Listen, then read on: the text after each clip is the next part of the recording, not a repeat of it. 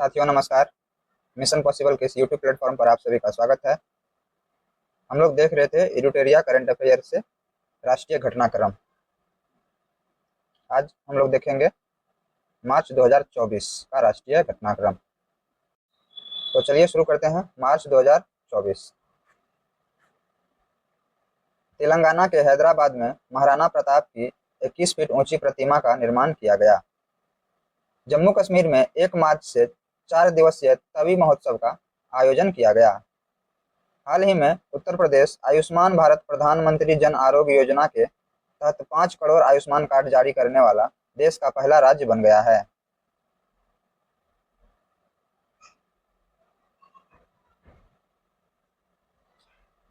केंद्रीय मंत्री नितिन गडकरी ने उत्तर प्रदेश के जौनपुर में धर्म पथ का शिलान्यास किया। यह पथ जौनपुर को अयोध्या, वाराणसी और मिर्जापुर से जोड़ेगा। प्रधानमंत्री नरेंद्र मोदी ने झारखंड के धनबाद में हिंदुस्तान उर्वरक और रसायन लिमिटेड सिंदरी उर्वरक संयंत्र का उद्घाटन किया।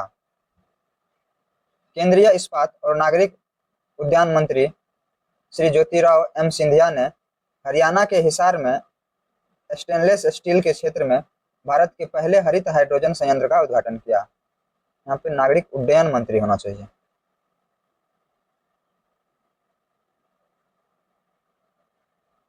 पाँच मार्च 2024 को रक्षा मंत्री राजनाथ सिंह ने गोवा के नेवल वार कॉलेज में नए प्रशासनिक और प्रशिक्षण भवन का उद्घाटन किया, जिसे चोल भवन नाम दिया गया। हिमाचल प्रदेश के बिलासपुर में सांसद खेल महाकुंभ 3.0 का आयोजन किया गया, जिसका उद्घाटन 5 मार्च 2024 को केंद्रीय मंत्री अनुराग सिंह ठाकुर ने किया। इसमें भारतीय क्रिकेट टीम के कप्तान रोहित शर्मा तथा कोच राहुल द्रविड़ को मुख्य अतिथि के रूप में आमंत्रित किया गया था।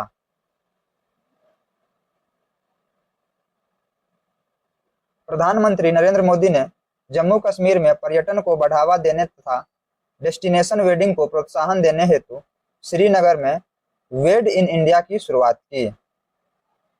हाल ही में अरुणाचल प्रदेश में पश्चिमी और पूर्वी कोमेंग क्षेत्र से अलग करके एक नया जिला बनाया गया, जिसका नाम बिचोम है।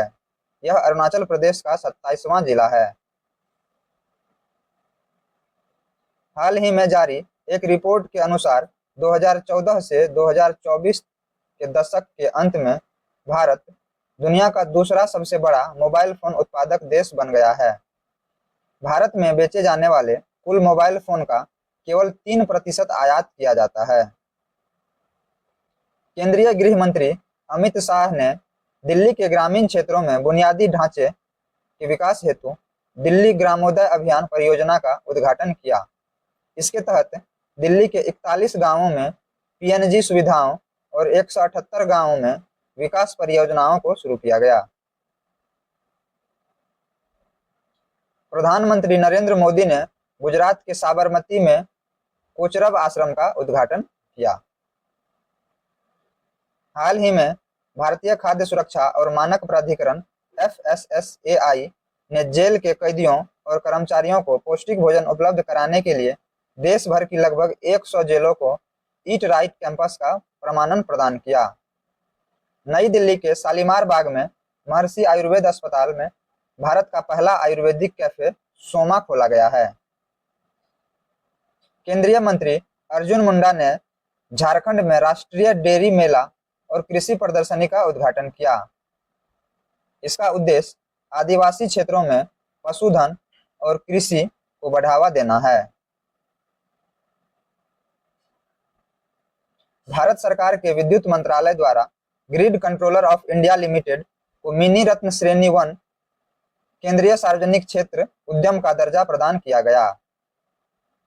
असम के डिब्रूगढ़ में आयोजित विश्वविद्यालय अंतर्राष्ट्रीय साहित्य महोत्सव में फूल बहादुर नामक अंग्रेजी में पहला मगही उपन्यास जारी किया गया।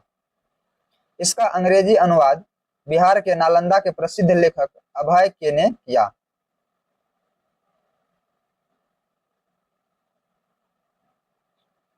अदानी समूह ने गुजरात के मुंद्रा में दुनिया के सबसे बड़े एकल स्थान तांबा विनिर्माण संयंत्र के पहले चरण की शुरुआत की घोषणा की। पहले चरण में इसकी उत्पादन क्षमता 5 लाख टन प्रति वर्ष होगी। महाराष्ट्र सरकार ने भारत की पहली तरलीकृत प्राकृतिक गैस LNG संचालित बस का उद्घाटन किया। केंद्रीय विज्ञान एवं प्रौद्योगिकी राज्य मंत्री डॉक्टर जितेंद्र सिंह ने जम्मू कश्मीर के कठुआ में उत्तर भारत के पहले सरकारी होम्योपैथिक कॉलेज की स्थापना की घोषणा की। स्थानीय उत्पादों को बढ़ावा देने के लिए प्रधानमंत्री नरेंद्र मोदी ने 205 रेलवे स्टेशनों पर one station one product stall का उद्घाटन किया। वडोदरा नगर निगम द्वारा तरल अपशिष्ट जल प्रबंधन के लिए एशिया का पहला प्रमाणित ग्रीन म्यूनिसिपल बॉन्ड जारी किया गया। हाल ही में केरल ने भारत का पहला सरकार समर्थित OTT प्लेटफॉर्म लॉन्च किया है। भारतीय प्राणी सर्वेक्षण के वैज्ञानिकों ने बंगाल की खाड़ी से खोज की गई हेड शील्ड समुद्री स्लग की एक नई प्रजाति का नाम द्रौपदी मुर्मू के नाम पर रखा। इस नई प्रजाति को मेलानोक्लेमिस द्रौपदी नाम दिया गया है। केंद्रीय पेट्रोलियम और प्राकृतिक गैस मंत्री हरदीप सिंह पुरी ने मध्य प्रदेश के विजयपुर में गेल की भारत की पहली लघु LNG इकाई का उद्घाटन किया। हाल ही में राजस्थान राज्य के विभिन्न स्थानों पर बांधों एवं नहरों में मौजूद पानी की वास्तविक समय की जानकारी के लिए पोर्टल लॉन्च करने वाला पहला राज्य बन गया है। 14 से 17 मार्च 2024 तक केंद्रीय संस्कृति मंत्रालय द्वारा तेलंगाना के हैदराबाद में वैश्विक आध्यात्मिकता महोत्सव 2024 का आयोजन किया गया। इसमें आध्यात्मिक नेताओं द्वारा अंतर धार्मिक संवाद को बढ़ावा दिया गया। केंद्रीय मंत्री हरदीप सिंह पुरी ने जलवायु परिवर्तन से निपटने तथा वायु गुणवत्ता में सुधार लाने की दिशा में नई दिल्ली में इथेनॉल 100 को लॉन्च किया।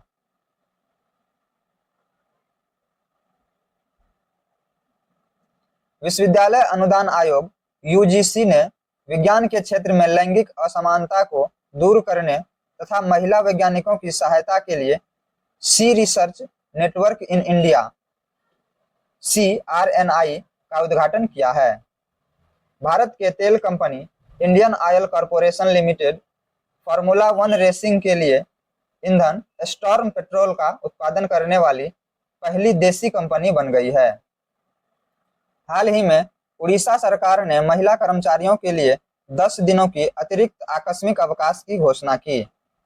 तमिलनाडु सरकार ने केंद्रीय गृह मंत्रालय द्वारा अधिसूचित नागरिकता संशोधन अधिनियम CAA को राज्य में लागू न करने की घोषणा की। बेंगलुरु में 18.8 किलोमीटर लंबी भारत की पहली ड्राइवरलेस मेट्रो ट्रेन की शुरुआत की जाएगी।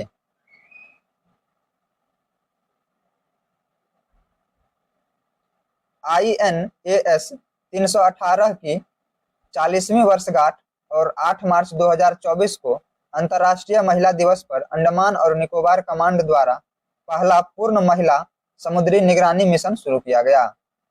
हाल ही में मध्य प्रदेश के 6 विरासत स्थलों को यूनेस्को की अस्थायी सूची में शामिल किया गया। 23 मार्च 2024 से श्रीनगर में एशिया का सबसे बड़ा ट्यूलिप गार्डन आम जनता के लिए खोला गया। भारतीय निर्वाचन आयोग ने पिछले लोकसभा चुनाव में 60% से कम भागीदारी वाले 414 मतदान केंद्रों पर मतदान प्रतिशत को बढ़ावा देने के उद्देश्य से हिमाचल प्रदेश में मिशन 414 शुरू किया है। अक्टूबर 2024 तक भारत की पहली battery energy storage system BESS giga factory Jammu Kashmir में लॉन्च की जाएगी। यह फैक्ट्री गुड इनफ एनर्जी द्वारा विकसित किया जा रहा है। इस सुविधा का लक्ष्य प्रति वर्ष 5 मिलियन टन से अधिक कार्बन उत्सर्जन को कम करना है, जो 2070 तक भारत के नेट जीरो लक्ष्य का समर्थन करता है। हाल ही में पांडवुला गुट्टा को तेलंगाना में विशेष भू विरासत स्थल नामित किया गया है। पांडवुला गुट्टा हिमाचल की पहाड़ियों से भी पुराना है। हाल ही में भारतीय रेल मंत्री अश्विनी वैष्णव द्वारा की गई एक घोषणा के अनुसार वर्ष 2026 तक देश की पहली बुलेट ट्रेन अहमदाबाद मुंबई मार्ग पर चलेगी। हाल ही में भारत के महान खिलाड़ी पंकज आडवाणी को चीन में स्थित विश्व बिलियर्ड्स संग्रहालय के द्वारा हॉल ऑफ फेम में शामिल किया गया है। हाल ही में प्रवर्तन निदेशालय ईडी द्वारा दिल्ली शराब नीति केस में दिल्ली के मुख्यमंत्री अरविंद केजरीवाल को गिरफ्तार किया गया है। अरविंद केजरीवाल मुख्यमंत्री के पद पर रहते हुए गिरफ्तार किए जाने वाले देश के पहले मुख्यमंत्री हैं। पोर्टल के जरिए बांधों तथा नहरों के पानी का रियल टाइम डेटा आम जनता को प्रदान करने वाला राजस्थान देश का प्रथम राज्य बन गया है। हाल ही में नई दिल्ली में शंघाई सहयोग संगठन SCO स्टार्टअप फोरम के चौथे संस्करण का आयोजन किया गया है। यह पहल SCO सदस्य देशों के मध्य स्टार्टअप बातचीत को व्यापक बनाने, नवाचार के अनुकूल माहौल तैयार करने और रोजगार सृजन को बढ़ावा देने पर केंद्रित है। ब्रांड फाइनेंस इंश्योरेंस 100 2024 की एक रिपोर्ट के अनुसार बीमा दिग्गज भारतीय जीवन बीमा निगम LIC विश्व स्तर पर सबसे मजबूत बीमा ब्रांड के रूप में उभरा है।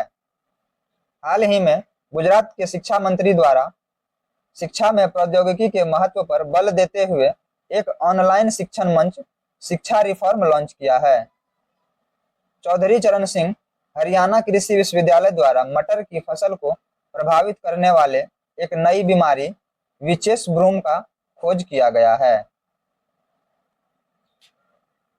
हाल ही में केंद्रीय कृषि मंत्रालय द्वारा नई दिल्ली के कृषि भवन में कृषि एकीकृत कमान और नियंत्रण केंद्र ICCC का उद्घाटन किया गया है। हाल ही में फेडरल बैंक द्वारा NPCI के सहयोग से संपर्क रहित भुगतान के लिए फ्लैश पे ऐप लॉन्च किया गया है। हाल ही में पश्चिम बंगाल में डोल जात्रा महोत्सव का आयोजन किया गया है। यह महोत्सव राधा कृष्ण को समर्पित है। हाल ही में घोषित एयर ट्रांसपोर्ट अवार्ड्स 2024 में इंडिगो को एयरलाइंस ऑफ द ईयर के लिए नामित किया गया है। हाल ही में इलाहाबाद उच्च न्यायालय ने एक निर्णायक फैसला सुनाते हुए मदरसा शिक्षा अधिनियम 2004 को असंवैधानिक घोषित कर दिया। उच्च न्यायालय के अनुसार यह अधिनियम धर्मनिरपेक्षता के साथ साथ अनुच्छेद 14, 21 तथा 21 का उल्लंघन है।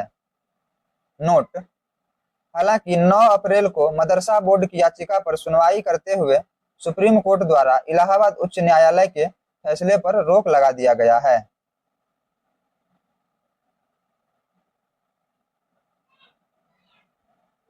इंटरनेशनल लेबर ऑर्गेनाइजेशन ILO और इंस्टीट्यूट ह्यूमन डेवलपमेंट IHD द्वारा हाल ही में भारत रोजगार रिपोर्ट प्रकाशित किया गया है। भारत रोजगार रिपोर्ट के प्रमुख बिंदु 2022 में बेरोजगारी आबादी में बेरोजगार युवाओं की हिस्सेदारी 82.9% है। शिक्षित बेरोजगार युवाओं में महिलाएं 76.7% और पुरुष 62.2% है।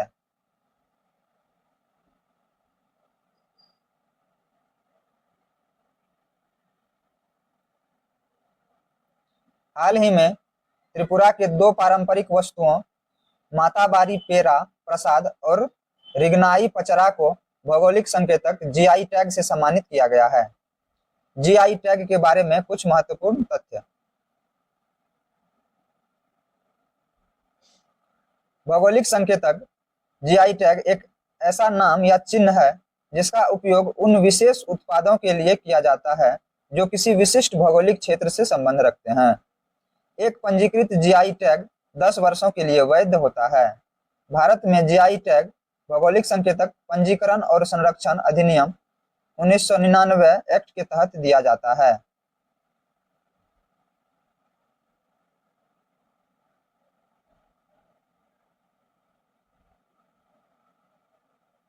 भारतीय अंतरिक्ष अनुसंधान संगठन ISRO द्वारा अंतरिक्ष विज्ञान और प्रौद्योगिकी जागरूकता बढ़ाने के उद्देश्य से स्टार्ट 2024 कार्यक्रम अप्रैल-मई 2024 में आयोजित किया जाएगा। Start space science and technology awareness training. Rajasthan के पाली जिले में दुनिया के पहले ओम आकार के मंदिर का उद्घाटन किया गया है। ओम आकार का यह मंदिर नागर शैली में 250 एकड़ में विस्तारित है। हाल ही में अंतर्राष्ट्रीय खगोलीय संघ IAU द्वारा चंद्रयान 3 के सॉफ्ट लैंडिंग स्थल शिव शक्ति को मान्यता दी गई है। 23 अगस्त को भारत चंद्रमा पर सॉफ्ट लैंडिंग करने वाला विश्व का चौथा देश बना था। भारतीय वायुसेना IAF 1 अप्रैल से 10 अप्रैल के मध्य देश का सबसे बड़ा हवाई सैन्य अभ्यास गगन शक्ति 2024 का आयोजन राजस्थान के पोखरन स्थित फील्ड फायरिंग रेंज में कर रही है। भारत ने गयाल सुंग परियोजना से संबंधित बुनियादी ढांचे के विकास के लिए भूटान को 500 करोड़ रुपए की दूसरी किस्त जारी की है। प्रधानमंत्री श्री नरेंद्र मोदी हाल ही में 2 दिवसीय भूटान दौरे पर थे। केंद्रीय गृह मंत्रालय द्वारा नागालैंड और अरुणाचल प्रदेश में सशस्त्र बल विशेष शक्ति अधिनियम 1958 AFSPA 6 महीने के लिए बढ़ाया गया है। हाल ही में निकारागुआ भारतीय फार्माकोपिया IP को मंजूरी देने वाला पहला स्पेनिश भाषी देश बन गया है। भारतीय फार्माकोपिया आयोग केंद्रीय स्वास्थ्य एवं परिवार कल्याण मंत्रालय के अंतर्गत एक स्वायत्त संस्था है जिसे देश में औषधियों के मानक तय करने के लिए गठित किया गया है। भारतीय फार्माकोपिया IP को 5 देशों अफगानिस्तान, घाना, नेपाल, मॉरिशस और सूरीनाम द्वारा मानक के रूप में मान्यता दी गई है।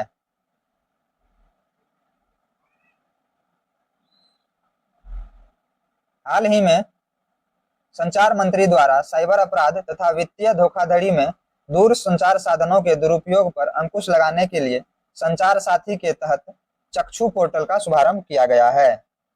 नए प्लेटफॉर्म चक्षु और डिजिटल इंटेलिजेंस प्लेटफॉर्म DIP संचार साथी पोर्टल के साथ एकीकृत होंगे।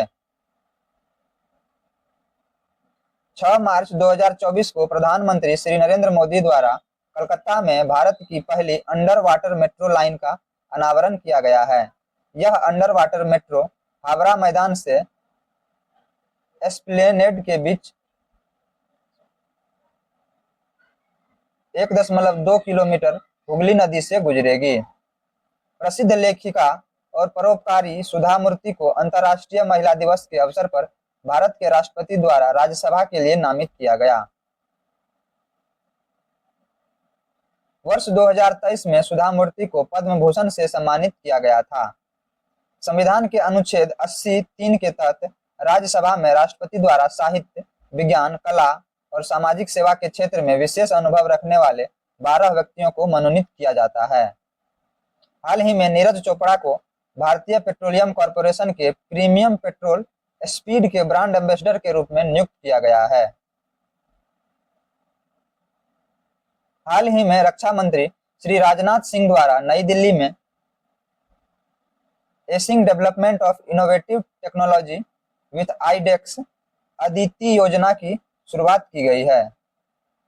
2023-24 से 2025-26 के लिए 750 करोड़ रुपए के आवंटन के साथ शुरू की गई यह योजना आईडेक्स ढांचे के तहत संचालित होगी। अदिति योजना के तहत 30 डीप टेक और जटिल सामरिक तकनीकी पर काम किया जाएगा। इसका उद्देश्य महत्वपूर्ण रक्षा प्रौद्योगिकियों को विकसित करना, युवा नवाचार को बढ़ावा देना और सशस्त्र बलों की जरूरतों को पूरा करना है। भारतीय नागरिक लेखा सेवा के 48वें स्थापना दिवस के अवसर पर सूचना एवं प्रसारण मंत्रालय को वित्त वर्ष 2023-24 के लिए खातों में सर्वश्रेष्ठ प्रदर्शन के लिए सम्मानित किया गया है। हाल ही में लार्सन एंड टुब्रो ने गुजरात के हजीरा में AM Naik heavy engineering complex में ग्रीन हाइड्रोजन प्लांट में अपना पहला स्वदेश निर्मित इलेक्ट्रोलाइजर की शुरुआत की है। केंद्रीय अल्पसंख्यक कार्य मंत्री द्वारा हज यात्रियों को महत्वपूर्ण जानकारियां और सेवाएं प्रदान करने के लिए हज सुविधा ऐप लॉन्च किया गया है। यह ऐप BISAGN द्वारा विकसित है। केंद्रीय बंदरगाह, नौवहन और जलमार्ग मंत्री द्वारा ओशन ग्रेस नामक भारत का पहला made in India ASTDS tag का उद्घाटन किया गया है। MOPSW के तहत कोचिन शिपयार्ड लिमिटेड द्वारा विकसित ओशन ग्रेस भारत के समुद्री बुनियादी ढांचे में एक मील का पत्थर है। बिहार की राजधानी पटना में भारत के पहले डॉल्फिन अनुसंधान केंद्र का उद्घाटन बिहार के मुख्यमंत्री श्री नीतीश कुमार द्वारा किया गया है। हाल ही में उपभोक्ता मामले, खाद्य और सार्वजनिक वितरण मंत्री ने किसानों के भंडारण रसद को आसान बनाने और उनकी उपज के लिए उचित मूल्य निर्धारण करने के लिए एवं प्रौद्योगिकी का लाभ उठाने के लिए भंडारण विकास और नियामक प्राधिकरण द्वारा ई किसान उपज निधि को लॉन्च किया है। इस योजना के तहत किसान warehousing development and regulatory authority के पास रजिस्टर्ड गोदाम में अपनी फसल रखकर लोन ले सकेंगे।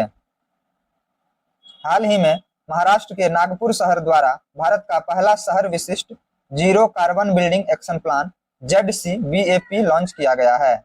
इस योजना का लक्ष्य 2050 तक भवन निर्माण क्षेत्र में डिकार्बोनाइजेशन को बढ़ावा देना है। हाल ही में भारत सरकार द्वारा निर्वाचन आयोग से परामर्श कर वरिष्ठ नागरिकों के लिए डाक मतपत्र का उपयोग करने की न्यूनतम आयु को 80 वर्ष से बढ़ाकर 85 वर्ष कर दी गई है। हाल ही में केरल मानव पशु संघर्ष को राज्य विशिष्ट आपदा घोषित करने वाला भारत का पहला राज्य बन गया है। हाल ही में केंद्रीय मंत्रिमंडल ने निवेशकों को नई इकाइयां स्थापित करने या मौजूदा इकाइयों का विस्तार करने के लिए 10 वर्ष की अवधि तक के उत्तर पूर्व परिवर्तनकारी औद्योगिकरण योजना 2024 उन्नति 2024 को मंजूरी दी है। उन्नति 2024 एक 10 वर्षीय केंद्रीय क्षेत्र योजना है जिसका उद्देश्य पूर्वोत्तर क्षेत्र में औद्योगिक विकास और रोजगार सृजन को बढ़ावा देना है। 9 मार्च से 23 मार्च के मध्य महिला एवं बाल विकास मंत्रालय द्वारा पोषण पखवाड़ा की मेजबानी की जा रही है। यह 15 दिवसीय पहल पोषण आहार प्रथाओं और महिलाओं के स्वास्थ्य के बारे में जागरूकता बढ़ाने पर केंद्रित है। हाल ही में भारतीय प्रधानमंत्री श्री नरेंद्र मोदी द्वारा असम के जोरहाट में अहोम जनरल लाचित बोरफुकन के सम्मान में 125 फुट के कांस्य स्मारक स्टैच्यू ऑफ वेलोर का उद्घाटन किया गया है। इन्हें 1671 के सराय घाट के युद्ध के लिए जाना जाता है। इसे मूर्तिकार राम बनर्जी सुतार द्वारा निर्मित किया गया है। भारतीय नौसेना ने हिंद महासागर क्षेत्र में अपनी परिचालन क्षमताओं को बढ़ाने के उद्देश्य से लक्षद्वीप के मिनिकॉय द्वीप में अपना नया बेस INS जटायु स्थापित किया है। समुद्री सहयोग तथा अंतर संचालनीयता को बढ़ावा देने के उद्देश्य से भारतीय तटरक्षक बल ICG और united states coast guard USCG के मध्य जारी 4 दिवसीय समुद्री सुरक्षा अभ्यास सी डिफेंडर्स 2024 9 मार्च 2024 को पोर्ट ब्लेयर में समाप्त हुआ। हाल ही में DRDO द्वारा भारत के मिशन दिव्यास्त्र के अंतर्गत multiple independently targetable re entry vehicle MIRV प्रौद्योगिकी के साथ स्वदेशी रूप से विकसित अग्नि 5 मिसाइल की पहली उड़ान का सफल परीक्षण किया गया है। 5000 किलोमीटर की रेंज वाली यह मिसाइल अपने साथ परमाणु हथियार के साथ ही अन्य हथियार ले जाने में सक्षम है। इस मिसाइल की रफ्तार 29,401 किलोमीटर प्रति घंटा है। अग्नि 5 नामक यह बैलिस्टिक मिसाइल 1500 किलोग्राम तक न्यूक्लियर हथियार ले जा सकती है। बीजेपी जेजेपी गठबंधन टूटने के पश्चात बीजेपी सांसद नायब सिंह सैनी को हरियाणा का नया मुख्यमंत्री नियुक्त किया गया है। गौरतलब है कि गठबंधन टूटने के बाद हरियाणा के पूर्व मुख्यमंत्री मनोहर लाल खट्टर ने इस्तीफा दे दिया था। वन नेशन वन इलेक्शन पर पूर्व राष्ट्रपति रामनाथ कोविंद की अध्यक्षता में गठित उच्च स्तरीय समिति द्वारा हाल ही में राष्ट्रपति द्रौपदी मुर्मू को रिपोर्ट सौंपा गया है। एक देश एक चुनाव प्रस्ताव पर राय देने वाले 47 राजनीतिक दलों में से 32 ने इनका समर्थन किया है, जबकि 15 राजनीतिक दलों द्वारा इसका विरोध किया गया है। हाल ही में केंद्र सरकार द्वारा Jammu Kashmir national front JKNF पर गैर कानूनी गतिविधियां रोकथाम अधिनियम 1967 यूएपीए के तहत 5 वर्ष के लिए प्रतिबंधित कर दिया गया है। गौरतलब है कि जेकेएनएफ पर कश्मीर में अलगाववाद को बढ़ावा देने के लिए आतंकवादियों की सहायता करने का आरोप शामिल है। हाल ही में प्रधानमंत्री नरेंद्र मोदी के नेतृत्व वाले 3 सदस्यीय चयन समिति ज्ञानेश कुमार और सुखवीर सिंह संधू को भारतीय चुनाव आयोग के नए चुनाव आयुक्त के रूप में नियुक्त किया गया है। भारतीय चुनाव आयोग 25 जनवरी 1950 को अनुच्छेद 324 के तहत गठित संवैधानिक निकाय है। चुनाव आयुक्तों की नियुक्ति मुख्य चुनाव आयुक्त और अन्य चुनाव आयुक्त नियुक्ति सेवा शर्तें और कार्यालय अवधि अधिनियम 2023 के तहत एक चयन समिति की सिफारिश पर राष्ट्रपति द्वारा की जाती है। चयन समिति में शामिल सदस्य प्रधानमंत्री, अध्यक्ष, केंद्रीय कैबिनेट मंत्री, लोकसभा में विपक्ष का नेता होता है। तेलंगाना की राज्यपाल तमिलसाई सुंदरराजन ने अपने पद से त्यागपत्र दे दिया है। वह तमिलनाडु से लोकसभा का चुनाव लड़ेंगी। केंद्रीय जनजाति मंत्रालय द्वारा हाल ही में झारखंड के खरसावां जिले के पदमपुर में जनजातीय संस्कृति और विरासत के संरक्षण और संवर्धन केंद्र का उद्घाटन किया। ओडिशा के मुख्यमंत्री श्री नवीन पटनायक द्वारा कलिंगा स्टेडियम भुवनेश्वर में भारत के पहले इंडोर एथलेटिक्स और जलीय केंद्र का उद्घाटन किया है। हाल ही में प्रधानमंत्री श्री नरेंद्र मोदी द्वारा अरुणाचल प्रदेश में मिशन पाम ऑयल के तहत भारत की पहली ऑयल पाम प्रोसेसिंग मिल का उद्घाटन किया गया है। वर्ष 2021 में ऑयल पाम की खेती और कच्चे पाम तेल उत्पादन को बढ़ावा देने के उद्देश्य से राष्ट्रीय खाद्य तेल मिशन ऑयल पाम NMEO-OP को लॉन्च किया गया था। पर्यटन के लिए कश्मीर में जमीन खरीदने वाला महाराष्ट्र भारत का पहला राज्य बन गया है।